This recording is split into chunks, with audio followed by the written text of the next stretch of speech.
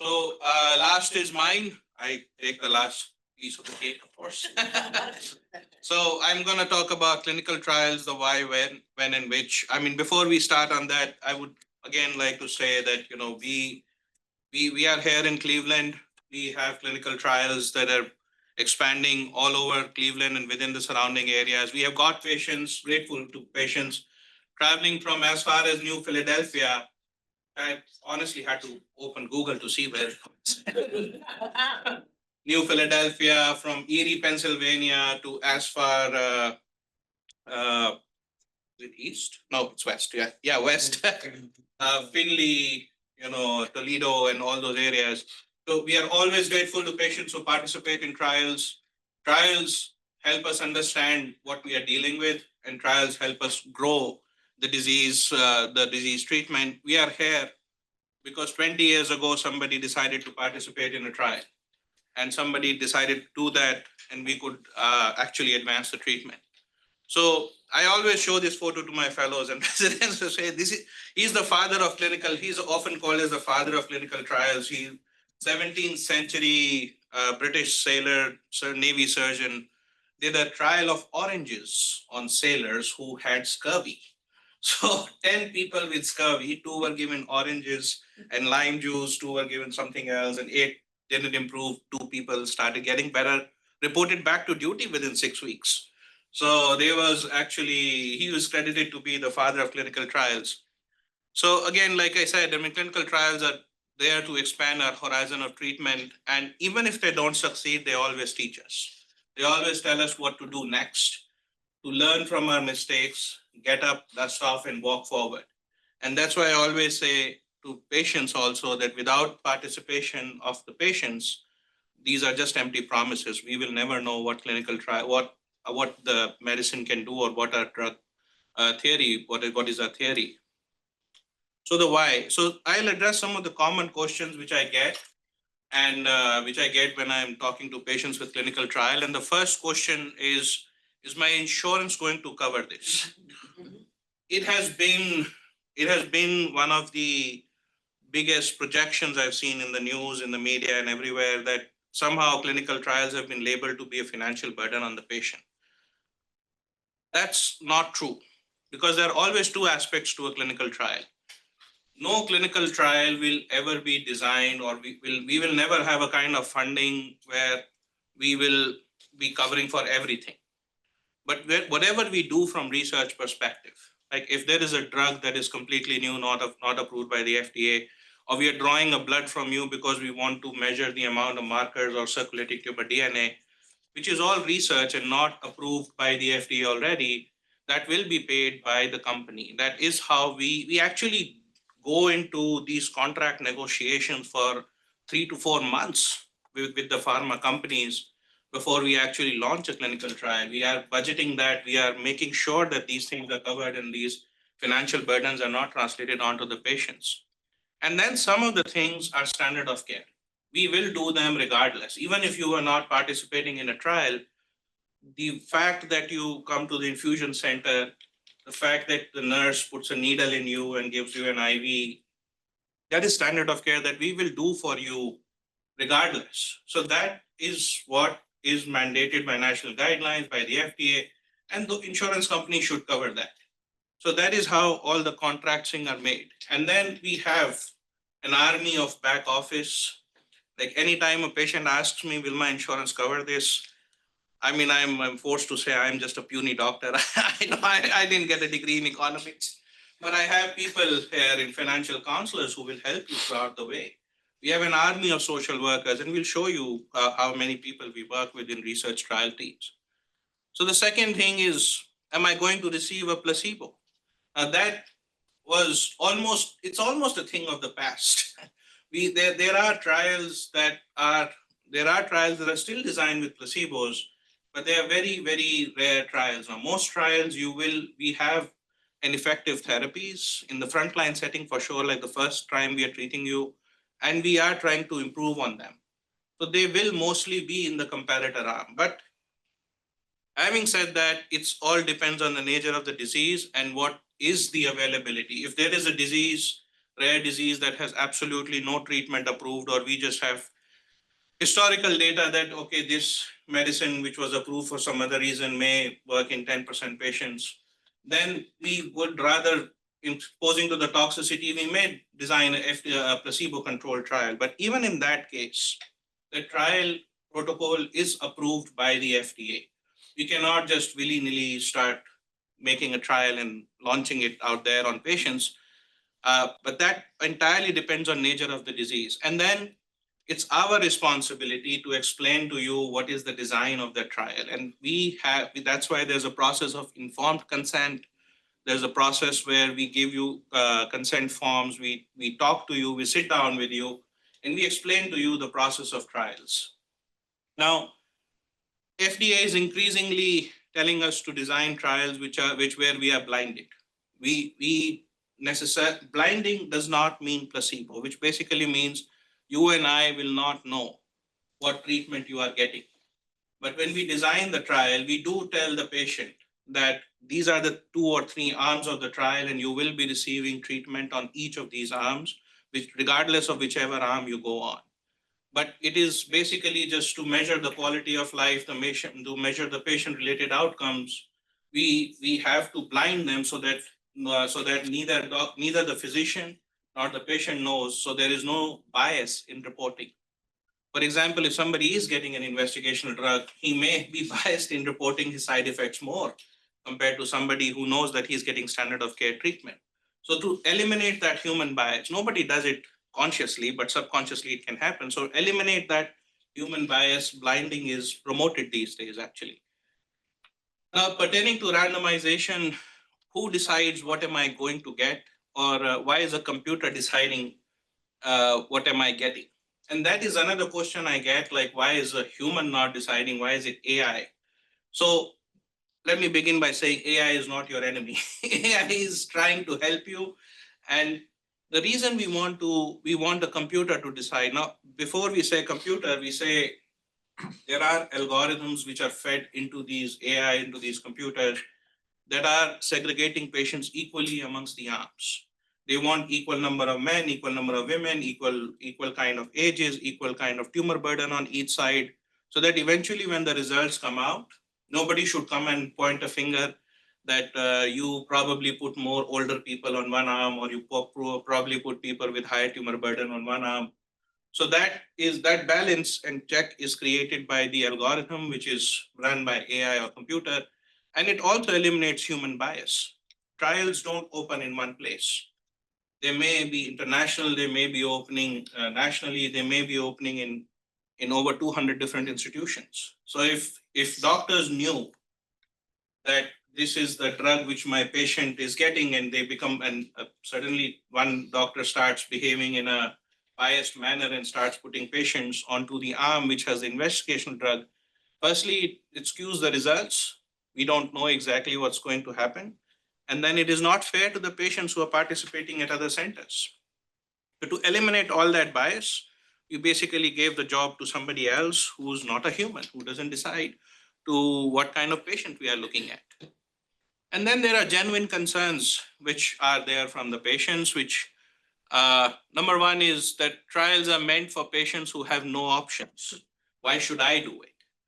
Now, this was something which very early on in my career, I was trying to recruit a very young patient onto a clinical trial. And this was a question which took me aback, and I really thought about it. But I think trials are meant for everyone. It is not that people who are failing standard of therapy, only those patients are supposed to go on clinical trials. We actually are trying to get more drugs in the first line setting, getting better drugs in the first line setting, so that we don't have to go to a relapse situation. And we are trying to reduce the toxicity of existing treatment. So in the previous talks, you have heard how ipilimumab and nivolumab is considered to be a higher toxicity, but more effective. Can we get something which is less toxic and probably equally effective, or if not more effective? So that question is still out there. We are not 100% in our approach. My dream is that by the time I die, I should have a treatment that I should give only one time. if anybody, I always give this Iron Man reference, which is a little bit crude, but if you look at that, then he says, which is the best weapon? The weapon you have to fire only once. And that is the reason why we do trials. We do trials where in treatment naive patients who have not seen treatment, because we want to make that one drug, which is going to be given to you one time or maybe two times, and that is it. Get on back with your life. And so that's why I think trials are meant for everybody. It's not just for people who are not whose melanoma is not responding to the standard care therapy.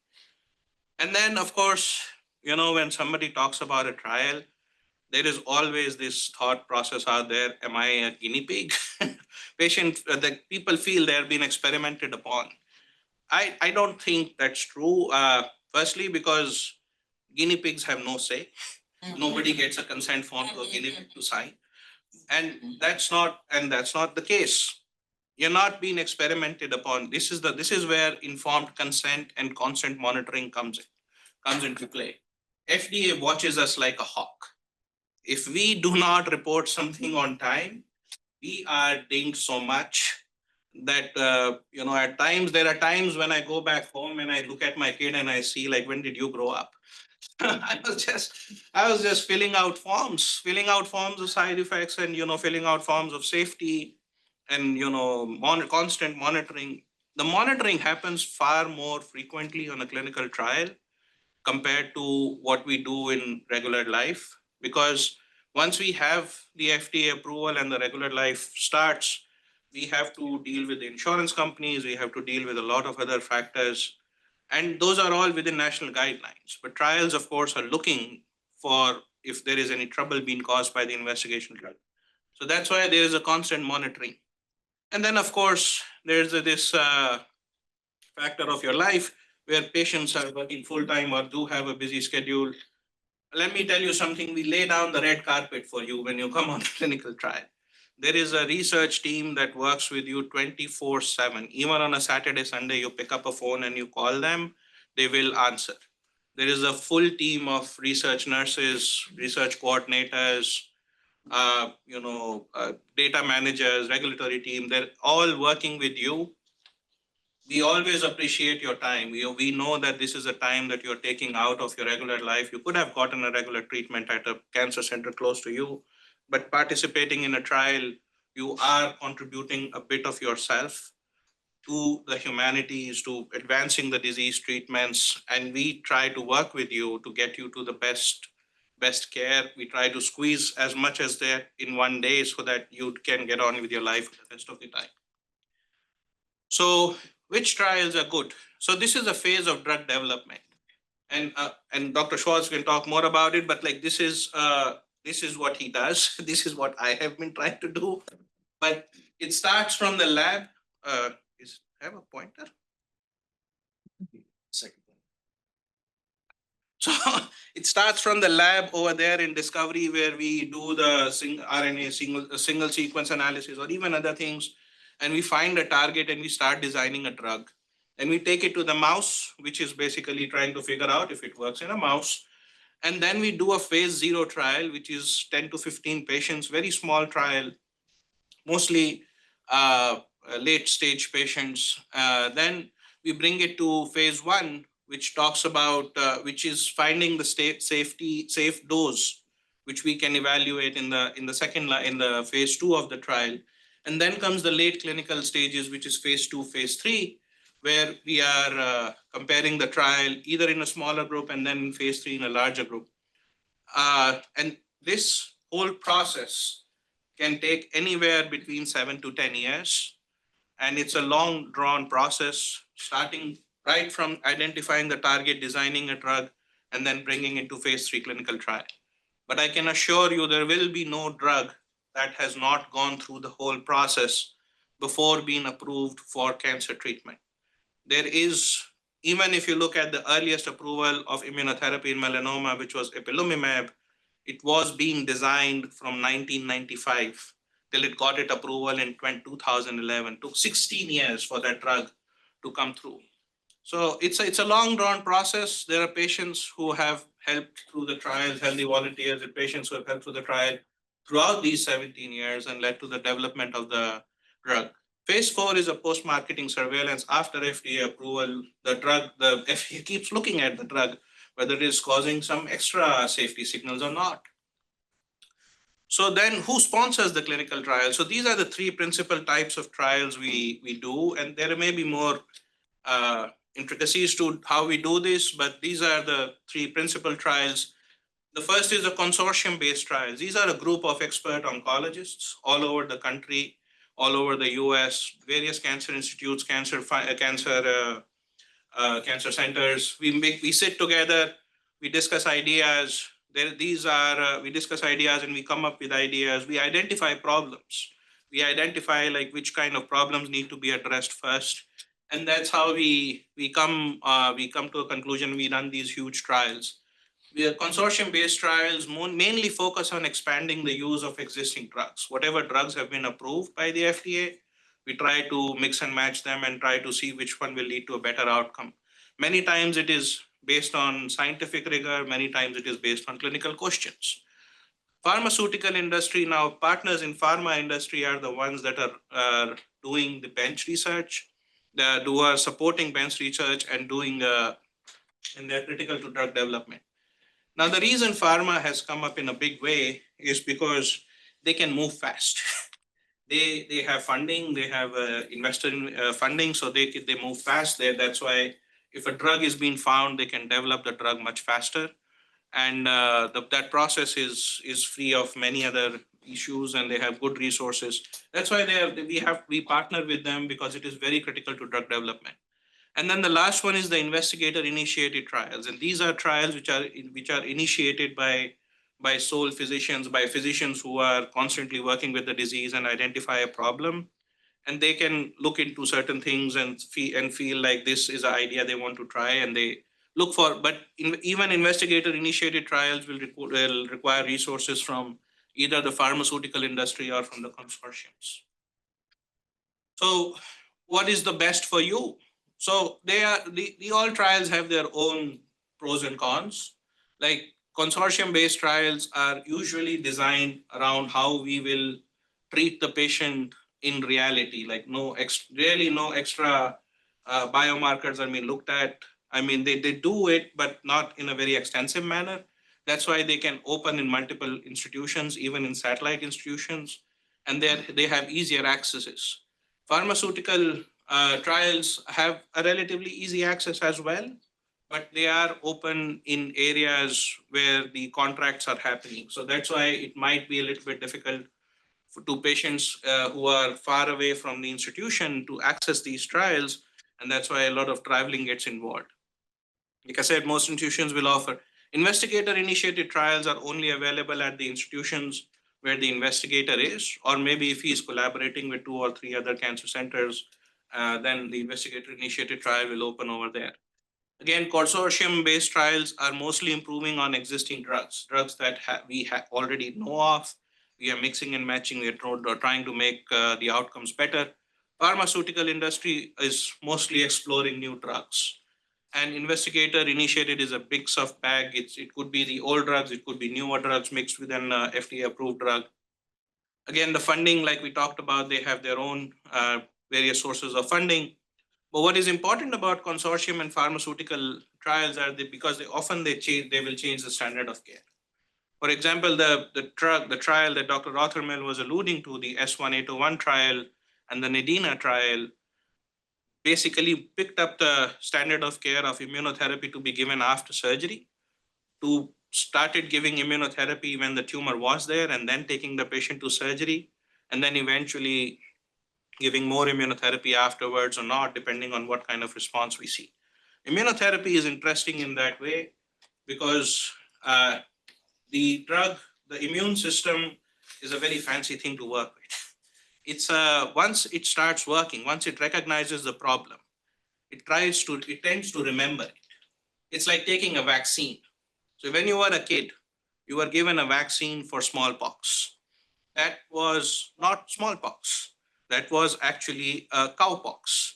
This was the earliest development was cowpox, where you used to basically give a small infection of smallpox, which will not hurt you, but it will train your immune system in knowing what smallpox looks like. So whenever the smallpox virus would show up later in life, all your immune system needed to do was to take the book out of that library, open it, and start making the cells that attack smallpox. So you might have contracted smallpox all your life, but you never got affected because your immune system knew how to fight it. We are trying to do that to cancers. Immunotherapy is like that. I always tell people immunotherapy is rooted in this concept that your immune system is not able to see the cancer cell properly. Something is going on which is protecting the cancer cell from the immune system. And we do all these mechanisms which we are deploying are basically trying to help your immune system see the cancer cell. Once it sees it, it will attack it. Our hope is it will attack it, and it will help it in attacking that. But in the process of attacking, it will create a memory for itself, which we know as the memory T cells. And that will stay with you. That will stay with you for a very long time till the immune system becomes weak again or something different happens. So that's why clinical trials are being done to basically improve on that process. So when to participate? So again, there are different phases of trial. So if you remember the trial, the diagram and the flow chart I showed about drug development, there are something called as phase 1 trials. Phase 1 trials are very new molecules, newer concept, newer way to attack cancer.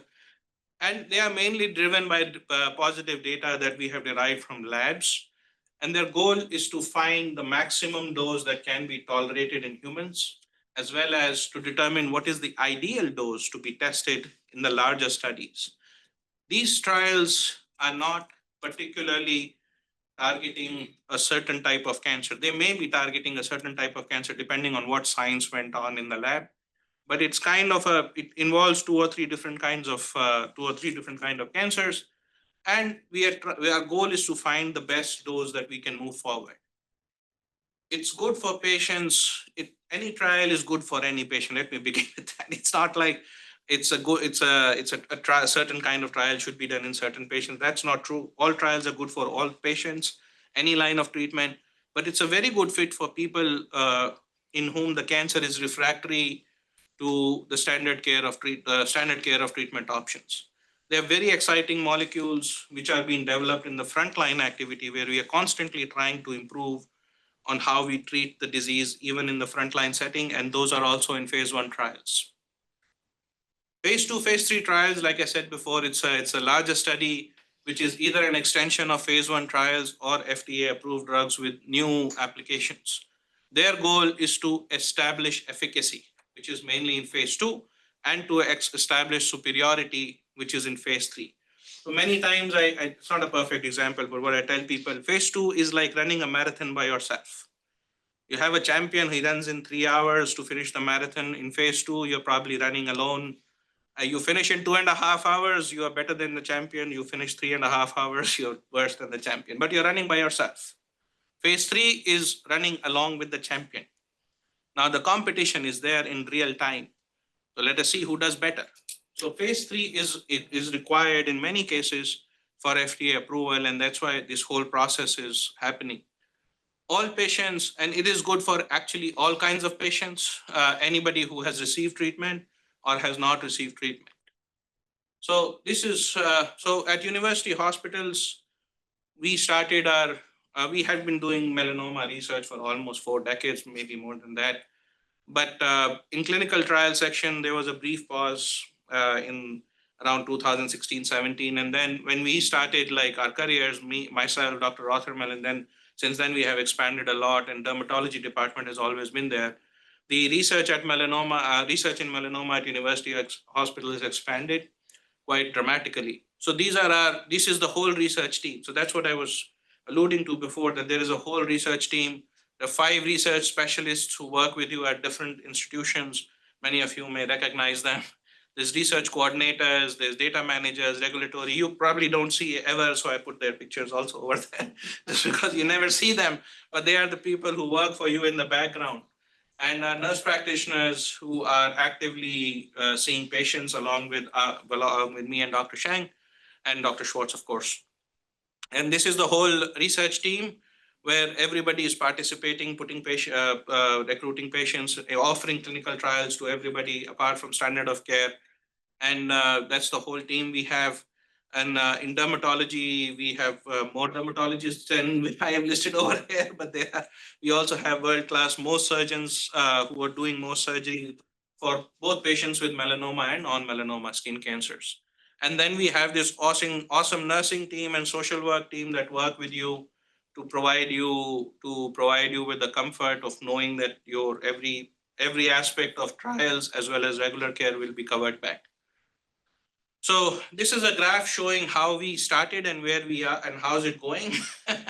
So the one in green basically tells you how many trials we have activated every single year.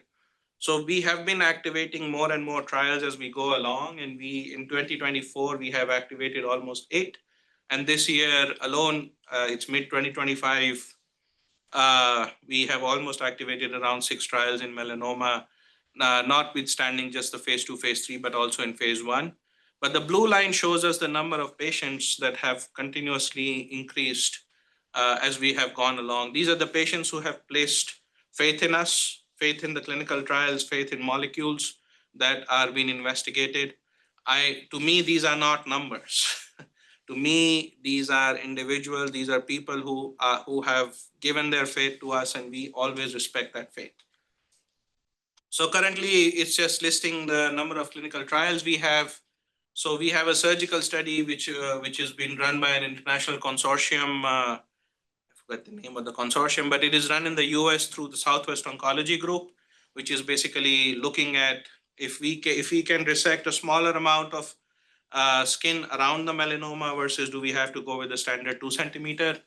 Then we have clinical trials in immunotherapy where patients with metastatic disease can enroll onto any one of these trials where EA6141 has been run by a consortium, by the ECOG consortium, which is the Eastern Cooperative Oncology Group, where people are getting either immunotherapy, ipilimumab and nivolumab standard of care therapy with or without a molecule called sargamostim.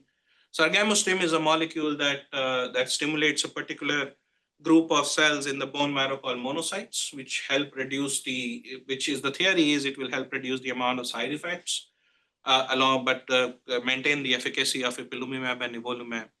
Then we have a new very exciting molecule in fianlimab semiplimab, which has been developed by a pharmaceutical company, and we are basically that trial is actively open for patients with stage 4 or unresectable melanoma, which is Regi 1622.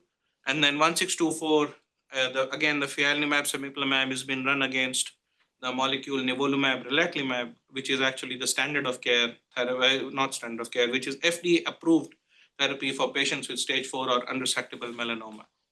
Then in patients with stage 3, we have trials that are looking at newer molecules after surgery or with patients who have melanoma that can be resected. But now, since we do immunotherapy before surgery, we give them these newer immunotherapy regimens, before surgery, and then we take them to surgery. Then we also have the expanded access program with the newer drug called the RP1. I can never say that name, so I call it WUSO. So that's an oncolytic virus. There is one oncolytic virus that has already been approved by the FDA back in 2015, which is called the TVEC or Imiclic, and this is the one which is a newer one. The clinical trial is going on. We offer this oncolytic viral therapy to patients along with nivolumab. And then we have a host of phase 1 clinical trials. I'm just listing the 4 which we are particularly melanoma centric. But we have a whole phase 1 clinical trial program that expands. I think we have actively around 49 trials in phase 1, maybe 51. And we have over 200 patients enrolled who are basically going through for the last 3 years. So these are all newer molecules. We are going to open one of the molecule, which is called the MFI. It's an antibody-drug conjugate against CD228, which is antibody-drug conjugates are very exciting molecules. They are like homing beacons. So what I explain to people is that there is a protein that is expressed by your cancer cell. Most cancer cells express that protein. Most melanomas express that protein. And we have developed a drug which has a protein that attaches to CD228. The protein by itself will not do anything. But what we did was we attached a small chemotherapy molecule to that protein. So when we put the medicine in the blood and the blood goes everywhere, that protein, that molecule will stick to CD228 and will combine together. And then the cell will think that, oh, it's food, it will eat. But what it doesn't know is that it's also eating the chemotherapy molecule that's attached with it. And that kills the cell. And eventually that chemotherapy molecule will be released into the tumor microenvironment. So any cell that is not consuming, that is not attaching to that protein, will also eventually end up receiving chemotherapy. So this is like delivering chemotherapy at the cellular level, right? So that's we are going to open that that trial very soon.